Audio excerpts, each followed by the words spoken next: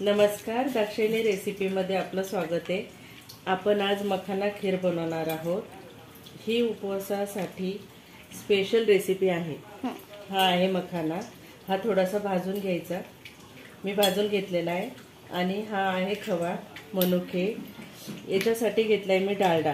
तुम्ही साजूक तुपही वापरू शकता। ही साखर, खोबऱ्याचा खीस आणि याच्यामध्ये आहे थोडी खारीक, बदाम, काजू। याची मी भरड काढली बारीक।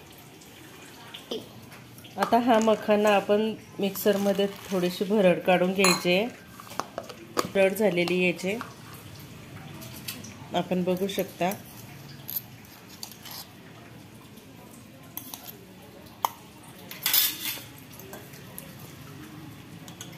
आता आपण शेगडीवरती पॅन ठेवून घेऊया। एकीकडे मी दूध गरम करायला ठेवलेले आहे खिरीसाठी।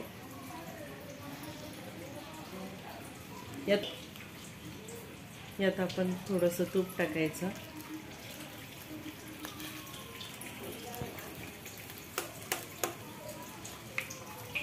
जी काढलेली भरड आहे आपली, ती आपण याच्यामध्ये परतून घेऊया।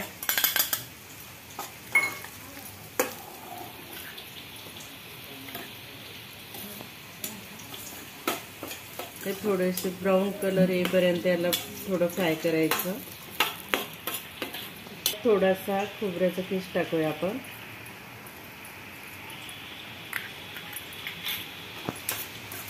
तो पण थोडासा आपण फ्राय करून घेऊया। आता हे असं ब्राऊन कलर येईपर्यंत आपण भाजून घेतलेला। आता याला काढून घेऊया आपण।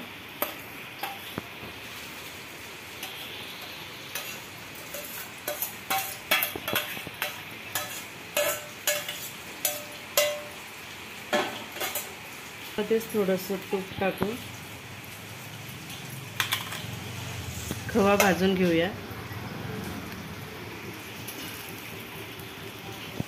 हा छान लागते मखाना खिरीमध्ये। वेलची पावडर पण टाकू शकता तुम्ही। आता सध्या माझ्याकडे नाहीये। हे बघा, आता हा खवा असा झालाय। असा फ्राय करून घेतला आपण। आता याच्यामध्ये थोडेसे मनुके टाकूया। ही भरड टाकू, काजू, बदाम आणि खारीक यांची भरड टाकायची।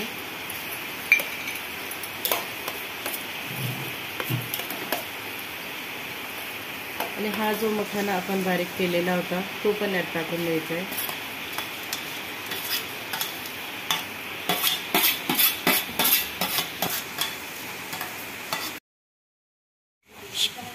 आता हे असं फ्राय झाल्यानंतर याच्यामध्ये आपण या मिश्रणामध्ये दूध टाकून घेऊया। दूध गरम केलेलं दूध यात टाकणार आहे। आपल्याला पाहिजे तेवढं आपण टाकू शकता। घरातले मेंबर बघून टाकायचे आपल्याला किती पाहिजे तेवढं।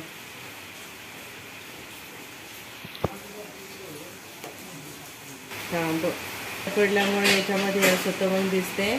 याच्यामध्ये आपण आता साखर टाकूया आपल्या आवडीनुसार। आणि याला आता असं ढवळून घेऊया। याला चांगली एक उकळी येऊ देपर्यंत याला थोडं कमी गॅसवर ठेवायचं। आपली ही मखाना खीर तयार झालेली आहे।